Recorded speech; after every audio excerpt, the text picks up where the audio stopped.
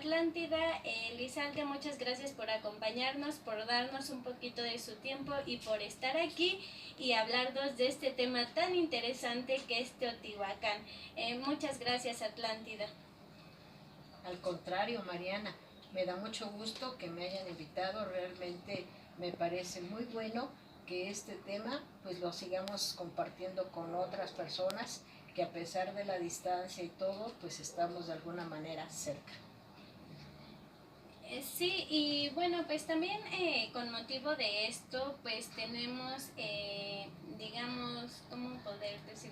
Bueno, nuestro repertorio musical va a ser o va referente a que el próximo 8 de marzo se va a celebrar el Día Internacional de la Mujer. Y bueno, pues este es un día muy importante para nosotros como mujeres. Hoy nuestro programa tiene puras mujeres, entonces bueno, eso es súper genial. Entonces nos acompañan. Y bueno, Atlántida, danos una breve introducción de lo que vamos a poder estar escuchando de esta, digamos, zona arqueológica a nivel nacional ya también certificada como patrimonio cultural por la UNESCO. Una pequeña introducción de este tema para dejar a nuestros radioescuchas. Vamos a corte musical y regresamos algo pequeñito para... Bueno, una de las partes importantes de esto es saber que Teotihuacán no solo es importante para nuestro país, es importante para muchos países, pero sobre todo porque la consideramos, si no la mejor, es de las más grandes encontradas y visitadas por nuestros connacionales y sobre todo mucha gente que viene de otros países. Y esto, bueno, se debe a la grandiosidad de Teotihuacán y la cual platicaremos más tarde con más calma. Bueno amigos, pues esto es lo que vamos a tener aquí en nuestro programa Cultura y algo más, que ya les dije que es como una radio móvil. Hoy también nos toca transmitir desde la alcaldía Coyoacán, pero antes de eso vamos a ir a un corte musical y regresamos para entrar de lleno ya a nuestro programa. Cultura y algo más es una producción de Bella Voces Radio. Vamos a un corte musical y regresamos. No se despeguen. De México como una de las últimas tribus que vienen de Chicomostoc y por lo mismo no tenían un pasado importante. Ellos fueron considerados chichimecas en un principio. Cuando ellos lograron dominar después de 200 años, ya tenían estructurada toda una historia importantísima, pero basándose básicamente en lo encontrado en Teotihuacán, porque al llegar ellos a estos espacios, este lugar les generó una historia que de alguna forma les daba más importancia que con el resto de los contemporáneos a ellos. Ahora, ¿por qué no son contemporáneos? Porque hoy con las investigaciones encontradas o las investigaciones realizadas, sabemos que Teotihuacán está desde el 200 antes de Cristo hasta el 750-800 después de Cristo. ¿Y qué pasa con Tenochtitlan? Que finalmente son los mexicas los que van a habitar este lugar. Ellos finalmente van a llegar y se van a establecer en 1325 en lo que hoy conocemos como Tenochtitlan, y sabemos bien que acaban precisamente con la conquista militar realizada por los españoles. Entonces hay una gran diferencia. Si ustedes suman o ustedes hacen una resta, pues acabar el año de 750 y ellos iniciar en el 1325, pues hay 700 años fácil de diferencia. Ahora, ¿por qué es muy importante visitar este lugar? Porque son de las estructuras más grandes. Tenemos, como la pirámide del Sol, una 200 metros por lado que conforma esta estructura piramidal, y tiene una altura de 66 metros. Entonces imagínate, cuando ellos llegan y la ven, dicen, caray, ¿quién lo hizo? Entonces debemos tomar en cuenta esa parte. Ahora, ¿qué descubrimientos rápidamente te podría decir que hay permanentes? ¿Por qué? porque constantemente se están haciendo salvamentos en la zona arqueológica. Sin embargo, también tenemos proyectos definidos, proyectos de investigación, como lo es la Ciudadela, en concreto la estructura de Quetzalcóatl, a cargo del arqueólogo Sergio Gómez, que él ahorita está finalizando esta investigación y que ha arrojado unos datos muy interesantes y finalmente pudiéramos pues dar un poquito más de ella. No podemos, debo decirte claramente, que no podemos en ningún momento decir que, ay, es que estamos excavando y tenemos que dejar abierto el espacio a los turistas. Cuando hay investigaciones, las investigaciones nos impiden que el turista o el visitante que llega pueda acceder a estos espacios. Y por lo mismo, pareciera que se están perdiendo información cuando realmente lo que estamos haciendo es dejar libre el espacio a todos estos investigadores para que nos den mayor información. Bueno, pues es muy valiosa toda esta información que usted nos comparte. Y en realidad pues es una zona en donde vas primaria, secundaria, la época estudiantil donde te llevan los profesores de excursión. O sea, esa zona es imperdible. Entonces, bueno, pero nosotros como niños, yo me acuerdo que solo visitábamos la pirámide del Sol, o sea, lo que está ahí como entrando, ¿no? Supuestamente. Pero cómo está constituida, en cómo está formada, digamos, esta zona arqueológica. Es muy importante porque no es solo lo que vemos ahí, que la pirámide del Sol, ya todo el mundo habla de ello, pero qué partes forman esta zona arqueológica. Nos vamos con esta pregunta a un corte musical y regresamos. Entonces, pues vamos a regresar con esto de cómo está constituida la zona arqueológica de Teotihuacán para conocer, digamos, de manera panorámica toda esta cuestión.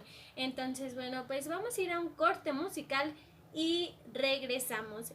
Nos pueden seguir ya en nuestras redes sociales, nos encuentran como Bella Voces Radio ahí en Facebook. Y comentarios, preguntas o esta cuestión que tengan también nos las pueden hacer llegar ahí y les vamos a estar contestando. Entonces vamos a un corte musical y regresamos. No se despeguen.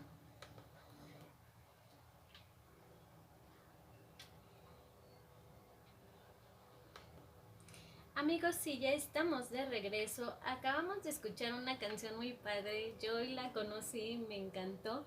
Se llama Querida Muerte y es de René Ghost. Y bueno, es un mensaje súper padre. Muchas cosas que pasan en la vida real y así como que me tiene así impresionada. Pero bueno, me encanta esa canción. Y ya les decía, nuestro repertorio va a ser referente a esta cuestión que viene el próximo 8 de marzo. Y bueno, la pregunta ya estaba aquí con nuestra invitada. ¿Cómo está planificada? ¿Qué secciones podemos encontrar en esta zona arqueológica atlántida? Mira, la zona arqueológica es enorme. Es decir, lo que un turista, un visitante puede ver, observar y recorrer solamente son kilómetro y medio en términos así cuadrados, en donde vamos a encontrarnos las estructuras piramidales la del Sol, la de la Luna, que son lo que llamamos la zona de monumentos arqueológicos, ¿sí? Sin embargo, finalmente la gente se queda con esta idea. Y yo les invito a que cuando vayan a Teotihuacán, vayan a otros espacios arquitectónicos en donde los barrios de Tetitla, Tetelco, Zacualpan nos puedan y nos ofrecen pintura muy importante, muy rica en varios espacios que fueron habitación. Es decir, hay que olvidarnos un poquito de quedarnos con la idea solamente de ir a las estructuras. Debemos visitar, por ejemplo, donde vivieron obviamente los habitantes con ciertos recursos económicos o quizás hasta, ¿por qué no?, pensar en nobles. Sin embargo, en Teotihuacán la distribución que hoy observamos se la agradecemos y la tenemos muy clara porque René Milón va a tener la idea grandiosa de hacer una cuadrícula en donde toda la zona arqueológica, mejor dicho, todo el espacio que debieron tener estos habitantes, la dividieron en esos cuadrantes. Y hoy solamente visitamos y tenemos accesibilidad a estos espacios de solamente 2 kilómetros cuadrados.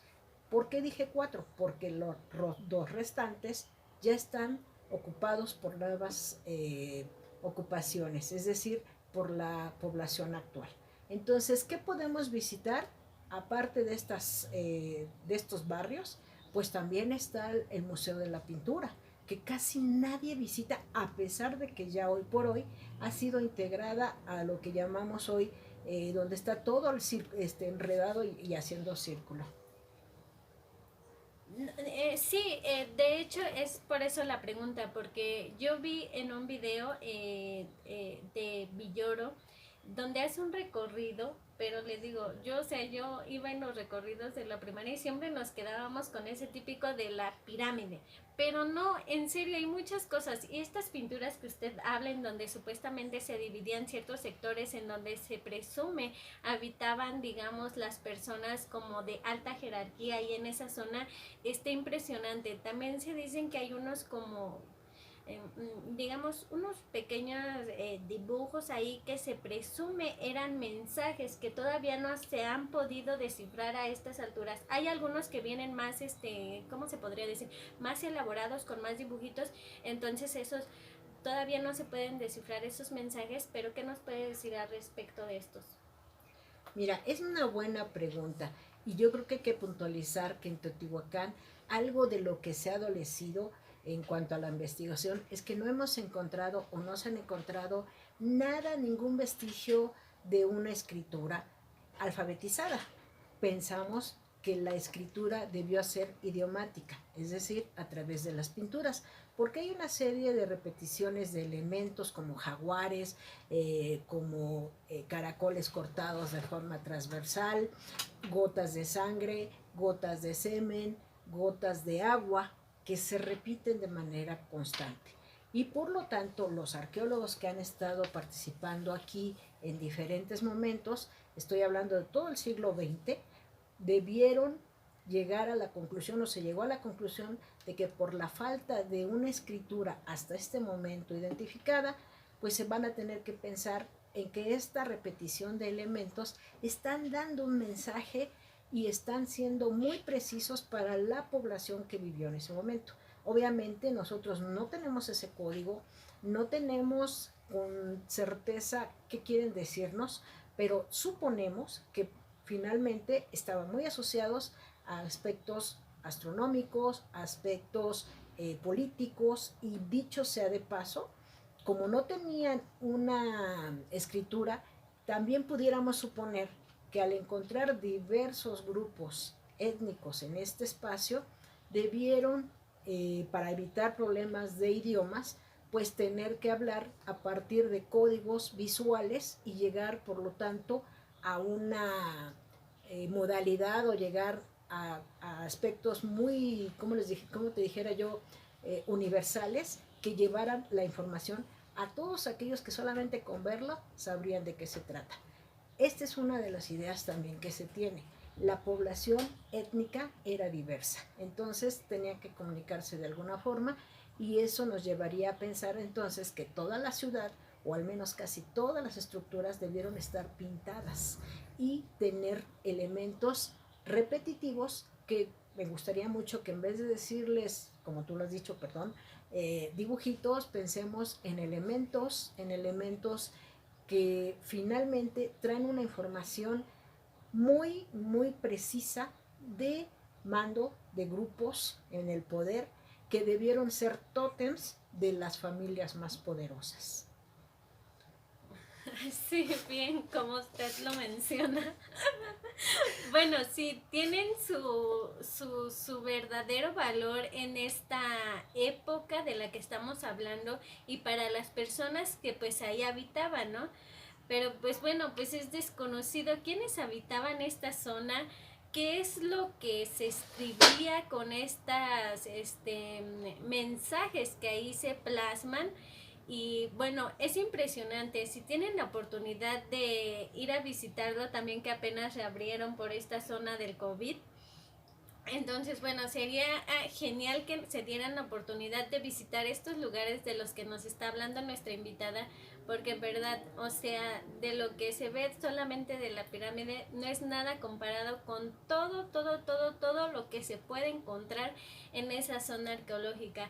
Entonces, bueno, sí nos estamos perdiendo de mucho, y no porque estén en investigaciones, que sí, aparte, pero hay muchos lugares o muchas de estas secciones que se pueden visitar y la verdad no las visitamos, pero pues están abiertas al público, ahí las pueden encontrar, conocer parte de esto, y bueno, también ahí hay muchas cosas que pues aún están en investigaciones, se están haciendo diversas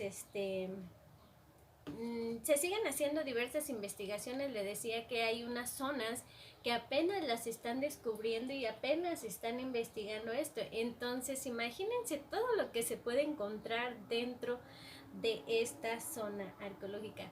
Y una situación muy importante que ya no la había mencionado como que al principio, pero vamos a darle un poquito más de enfoque y para que nos quede un poquito más claro a todos los que estamos escuchando. Una pregunta que va antes de un corte musical sería: Atlántida, ¿por qué se le da el nombre de la calle de los muertos? Esta es una gran calzada que está ahí antes de llegar, o que da de frente, me parece, a la pirámide del Sol. Y entonces, bueno, esta es una gran temática. ¿Por qué se le llama la calle de los muertos? Entonces, con esto regresamos, vamos a ir a un corte musical y volvemos. Saludos por ahí a todos los que nos están escuchando. Si gustan mandar mensajitos, ahí les vamos a estar mandando sus saludos personalizados. Pero bueno, vamos a un corte musical y regresamos. No se despeguen. Ya vamos al live.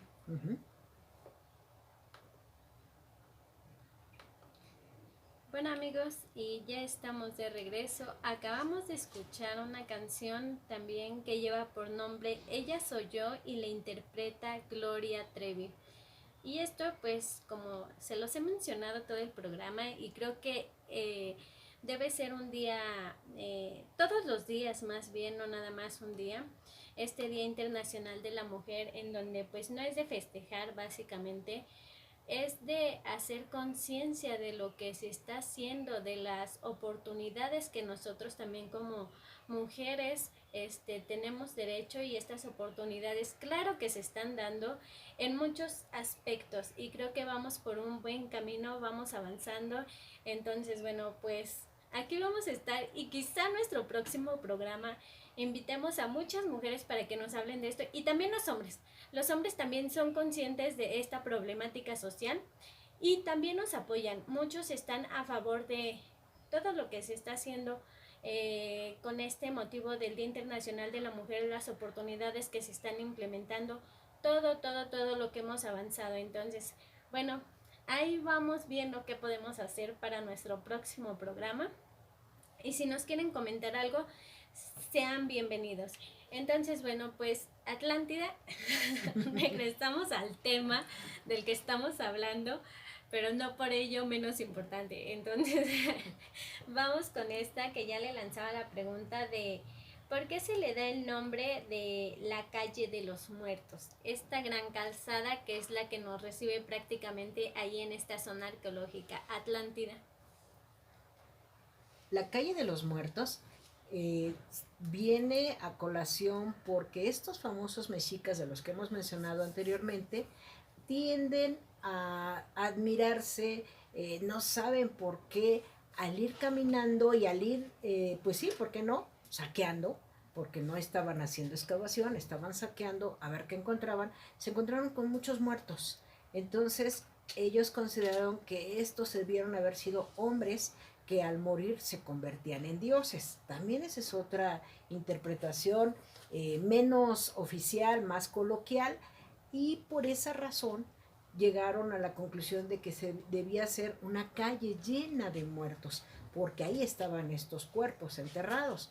Sin embargo, hoy por hoy se sigue manteniendo, pero no debemos llamarlos calzada de los muertos, porque el término calzada es un término occidental y por lo mismo dejémoslo de lado. Debemos, si acaso, llamarlo solamente calle de los muertos. Y por lo mismo, también es importante plantearnos que fueron los mexicas los que le dieron este nombre y que se encontraron no solamente en la calle de los muertos. Esta calle, ya que lo estamos planteando así, cuando uno llega a la zona arqueológica, al entrar lo primero que uno ve es la ciudadela.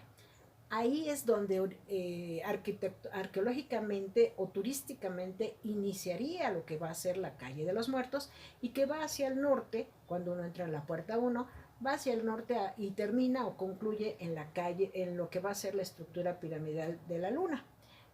Y esos son los 2 kilómetros que tenemos en línea recta. Y ahí vamos a encontrarnos cuando empezamos a caminar que hay entre cada barrio, entre cada conjunto arquitectónico, una serie de espacios cerrados, es decir, vamos a tener que subir unas pequeñas escalinatas y luego bajarlas para entrar a una especie de patio interno que nos va a llevar hasta llegar a la pirámide del Sol, que la vamos a tener en este caso del lado derecho, ¿sí? Del lado de lo que va a ser la estructura más importante de los teotihuacanos, y vamos a tener siempre de frente a la de la luna. Esto nos va a permitir entender que así como lo hicimos hacia el norte, debió haber habido otra calle que tuviera también estos muertos, pero en sentido contrario, es decir, hacia el sur, porque lo que se propone es que son 4 kilómetros en línea recta y que probablemente le generaron otras estructuras más pequeñas, las cuales han desaparecido, como insisto, por la población actual. Gracias. Y este es un dato como muy importante porque muchas veces estas explicaciones no nos las dan, digamos, en los recorridos que haces en las escuelas. Entonces, bueno, por eso también la quisimos invitar para que nos dé un panorama más amplio de lo que es y de lo que podemos encontrar aquí en esta zona arqueológica. Y bueno, ya que estamos hablando de las pirámides y esta cuestión, en cierto punto se ha llegado a comparar o hacer relación entre la pirámide egipcia y la pirámide del Sol, pero siendo que pues no fueron así como que paralelas ni fueron así como que estuvieran en contacto o algo así. Entonces, bueno, me gustaría que usted nos explicara esta cuestión de por qué han sido comparadas siendo tan desfasadas estas cuestiones, porque pues ahí le dicen o le atribuyen que pues ellos se dejaban guiar o era algo así con referente a lo del Sol, y usted nos los va a explicar. Mira, es interesante que tengamos presente que las poblaciones anteriores, al no tener pues esos distractores que hoy tenemos y que estamos en casa viendo la tele y cuestiones como estas, debieron tener mucho tiempo libre. ¿En qué sentido? Pues que hubo una sección, una parte de la población que se dedicaba a observar los astros. Estos astros, hoy sabemos que no se pueden mover, que están estáticos y que, bueno, están de tal forma que cuando una serie de personas están checando todo el tiempo el espacio y sobre todo en la noche, que es donde se ven las estrellas, ahí ellos pudieron observar que había estrellas de alguna manera fijas, como podría ser, se me ocurre, el cinturón de Orión, en donde a donde uno se mueva siempre va a estar esas 3 estrellitas de forma diagonal y que nos van a estar hablando de una posición permanente. Esto debieron observarlo los egipcios, al igual que lo observaron los teotihuacanos, lo que de alguna manera nos va a llevar a pensar que ellos quisieron imitar esta distribución espacial y por eso tienen o tienden a hacer estructuras tan grandes como pensando en estos astros. Ahora, ¿por qué los comparamos? Porque la pirámide de Keops, que es la que estamos haciendo referencia, de entre los egipcios fue de las más importantes, igual que la estructura piramidal en este caso del Sol, pues es como la más importante, y no solamente en este sitio, sino en otros lugares hoy llamados o sea, que están dentro de lo que es Mesoamérica. ¿Y por qué es importantísimo dejar esto claro? Porque debemos pensar que todo el mundo dice pirámides, porque las relacionamos con los egipcios, pero no es cierto, nuestras estructuras no son piramidales, no tenemos la punta, es decir, las egipcias terminan en punta y por lo tanto es una pirámide. Nosotros no las tenemos porque en la parte alta siempre había un templo a donde se llegaba a adorar, por lo tanto las llamamos estructuras piramidales porque no terminan en punta. Esa puede ser una diferencia. Lo igual es la grandiosidad y la distribución espacial relacionada con el espacio. Bueno, pues qué bueno que nos lo aclara. Es un tema que pocos más bien conocemos, y ya desde el punto de vista de un especialista pues siempre es más grato conocer estas cuestiones, porque no es tan fácil como que adentrarse a ese mundo de estas cuestiones, porque digamos que está llena de cosas que nosotros no conocemos como simples mortales, pero los arqueólogos sí nos pueden llegar a conocer. Y pues bueno, ya no la están comentando aquí, nos han resuelto muchas digamos, datos que quizá desconocíamos, pero pues bueno, de eso se trata este programa, de siempre tener algo que aprender y como y sumergirnos en el mundo del conocimiento. Y bueno, atribuible a esto también de lo que nos habla, hay algunas figuras en el templo de Quetzalcóatl. Pues también es un lugar como que muy emblemático de este lugar. Entonces, bueno, pues también nos encantaría saber qué significan esas figuras ahí en el templo de Quetzalcóatl y para qué era utilizado este templo. Pero bueno, pues esto lo vamos a saber después del corte musical. Vamos a un corte musical. El programa se nos está yendo como agua. Ya que estamos, o sea, tenemos muchas preguntas, pero bueno, vamos con esta pregunta. Vamos a un corte musical y regresamos. Y vamos a hacerle también las preguntas que teníamos como para este programa. Entonces, vamos al corte musical y regresamos. No se despeguen. Este concepto se obtiene y se lleva a cabo con Tula. Tula es una de las que va a recibir o va a tener la herencia teotihuacana. Sin embargo, es allí donde vamos a encontrar este famoso Quetzalcóatl, tanto mítico como histórico. Y por lo mismo, ¿qué pasó entonces en Teotihuacán? Si no es un Quetzalcóatl como tal, es decir, una serpiente emplumada, que es a todo lo que el mundo dice, que eso es lo que está representando. Aquí lo que está representándose es una serpiente que si bien está en movimiento y tiene por lo tanto ese supuesto plumaje, está haciendo referencia solamente al movimiento y que debió haberle dado una brillantez, o debió haberles dado lo que llamamos movimiento luminoso, para que me explico yo. Sin embargo, hoy por hoy, insisto, hoy por hoy sabemos que esa serpiente, si no es Quetzalcóatl, debió haber sido una serpiente de agua, es decir, otra que no tuviese que ver con la famosa imagen de Quetzalcóatl. Y se le ha llegado a decir que en este caso es Cipatli.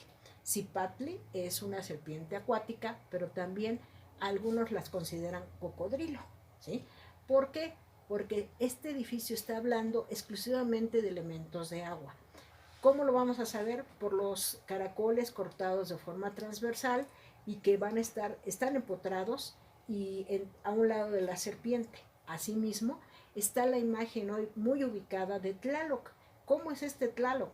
Bueno, son 2 círculos a la altura, como quien dice, de los ojos, pero están relacionados todos estos elementos y estos circulitos con lo que llamamos agua sagrada, es decir, es un elemento sagrado porque es un líquido, sagrado, porque sin el agua nosotros no podríamos vivir, al igual que sin la sangre y al igual que sin el semen. Entonces nosotros debemos hoy tener claro que esta estructura estaba totalmente esculpida por los 4 lados con puros elementos acuáticos y todos haciendo mención al agua y a esta famosa serpiente llamada hoy entre los arqueólogos más especializados en Zipantli.